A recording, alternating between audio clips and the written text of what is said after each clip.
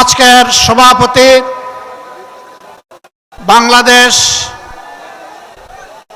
National citizen পার্টির এনসিপির সম্মানিত আহ্বায়ক, জাতীয় সংসদে বিরোধী দলীয় চিফ হুইপ জনাব নাহিদ ইসলাম, মঞ্চে বসা বর্ষীয়ান রাজনীতিবিদ, সাবেক মন্ত্রী, বাংলাদেশের ইতিহাসের রাজনীতির ইতিহাসের এক জীবন্ত সাক্ষী এলডিপির সম্মানিত চেয়ারম্যান জনাব ডক্টর কর্নেল ওলি আহমদ বীর বিক্রম সহ 11 দলের সম্মানিত শীর্ষ কেন্দ্রীয় নেতৃবৃন্দ, আঞ্চলিক স্থানীয় নেতৃবৃন্দ, শহীদ পরিবারের সদস্যবৃন্দ, জুলাই আন্দোলনের আহত এবং পঙ্গু যোদ্ধাবৃন্দ এবং আমার প্রিয় রংপুরবাসী, আপনাদের সকলকে আরেকবার শুভেচ্ছা জানিয়ে আমি আমার বক্তব্য শুরু করছি। একদিকে ভারী বর্ষণ, আরেকদিকে আজকের এই সমাবেশকে সফল করে তোলার আপনাদের সংগ্রামী প্রয়াস, আমি সশ্রদ্ধ চিত্তে আপনাদেরকে অভিনন্দন জানাই। আপনারা বৃষ্টির কারণে মাঠ ছেড়ে চলে যাননি, আর আপনাদের তরুণ নেতৃবৃন্দ তারা স্টেজ ছেড়ে আপনাদের সাথে মাঠে গিয়ে বসেছেন। আমি আপনাদের সবাইকে অভিনন্দন জানাই, কারণ আপনারা পারবেন। আপনাদের না পারার ইতিহাস নাই, আপনাদের ইতিহাস পারার ইতিহাস। জুলাই অভ্যুত্থানের অন্যতম মহানায়ক আবু সাইদ আপনাদের সন্তান। বৃষ্টি কিসের? গুলি বৃষ্টি কি তা সে পাত্তা দেয়নি। বুক পেতে দাঁড়িয়ে বলেছিল, বুকের ভিতরে তুমুল ঝড়, বুক পেতেছি গুলি কর। সেই রংপুরের মানুষ আপনারা। আমার সম্মানিত সহকর্মী রাজনৈতিক নেতৃবৃন্দ গুরুত্বপূর্ণ সব বিষয়ে কথা বলেছেন। আমি আরেকবার কিছু অঙ্গীকার ব্যক্ত করেই আমার কথা শেষ করব। নাম্বার 1, যে বৈষম্য দূর করে বাংলাদেশের পচা রাজনীতিকে বিদায় জানিয়ে নতুন বাংলাদেশ করার জন্য আমাদের সন্তানেরা লড়াই করেছিল। সেই নতুন বাংলাদেশ গড়ার জন্যই সংস্কারের উদ্দেশ্যে গণভোট হয়েছে। বাংলাদেশের একটা জায়গায় শুধু দাঁড়িয়ে বর্তমান প্রধানমন্ত্রী বলেছিলেন ভোট দিবেন দুটো, একটি আমার দলকে আর একটি গণভোটে হা। তিনি প্রথমটা রক্ষা করেছেন, দ্বিতীয়টা তিনি রক্ষা করেন নাই। আজকে আপনাদেরকে কথা দিচ্ছি, আমাদেরকে বিভিন্নভাবে এই গণভোট বাস্তবায়নের দাবি থেকে সরিয়ে নেওয়ার জন্য অনেক কথা বলা হচ্ছে। পরিষ্কার কথা, আমরা জাতির সাথে বেইমানি করতে পারব না। জাতিকে আমরা কথা দিয়েছি, লড়াই আমরা করে যাব, গণভোট বাস্তবায়নে বাধ্য করব ইনশাআল্লাহ। এর থেকে এক চুল পরিমাণও আমরা সরব না। এই আবু সাইদের রক্তে ভেজা রংপুরে আরেকবার এই অঙ্গীকার ব্যক্ত করে গেলাম।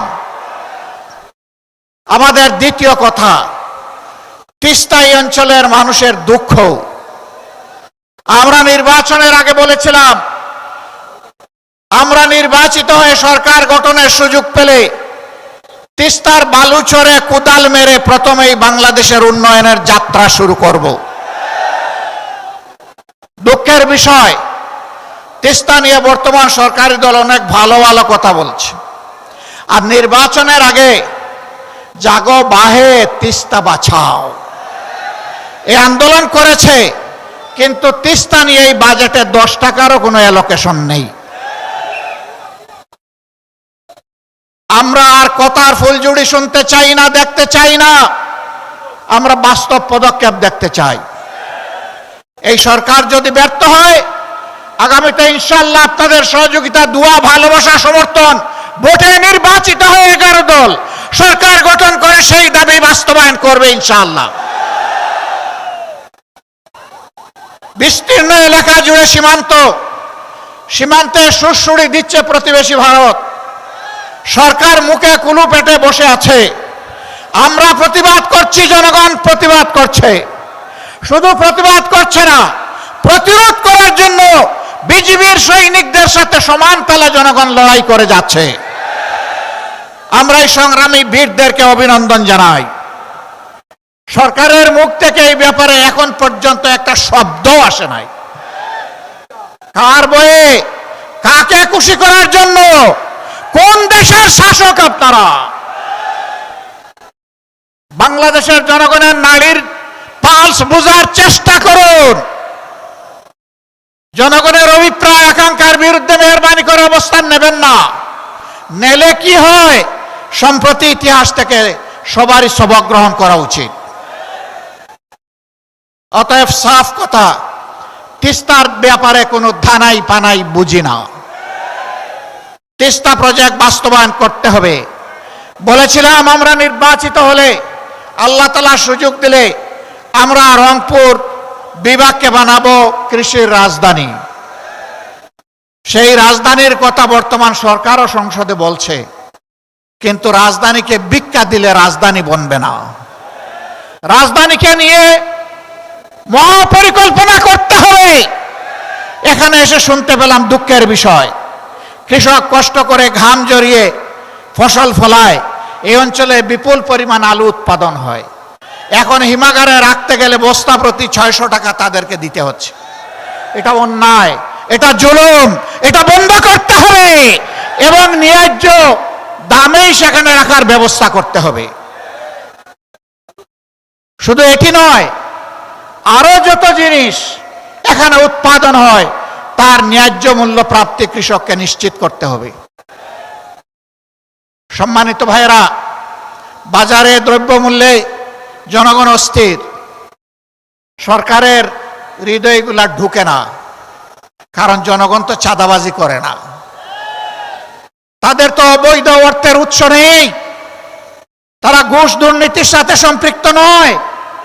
তাদের এই দুঃখ ওই লোকেরা কেমনে বুঝবে যারা চাঁদাবাজিতে লিপ্ত, যারা ঘুষ দুর্নীতিতে ব্যস্ত? তারা এটা বুঝবে না। আমাদের স্পষ্ট অঙ্গীকার, ইনশাআল্লাহ সব দুর্নীতিবাজরা এক হয়ে ইঞ্জিনিয়ারিং করে আমাদেরকে হারিয়ে দিয়েছে কয়বার। গগু তুমি দান খাও বারবার, ধরা পড়বা একবার ইনশাআল্লাহ। আগামীতে এই সুযোগ আর দিবে না জনগণ। তখন ন্যায় ইনসাফের ভিত্তির উপরে 11 দল একটি সরকার গঠন করবে ইনশাআল্লাহ। যেই দেশে চাঁদাবাজ তো দূরের কথা, তাদের ছায়াও সহ্য করা হবে না। দুর্নীতি করার প্রয়োজন কারো হবে না। সম্মানজনকভাবে সবাই বাঁচতে পারবে। এরপরে লোভের বশবর্তী হয়ে কেউ দুর্নীতি করলে তাকে ছেড়ে কথা বলা হবে না। প্রধানমন্ত্রী হলেও না, তাকেও বিচারের মুখোমুখি করা হবে।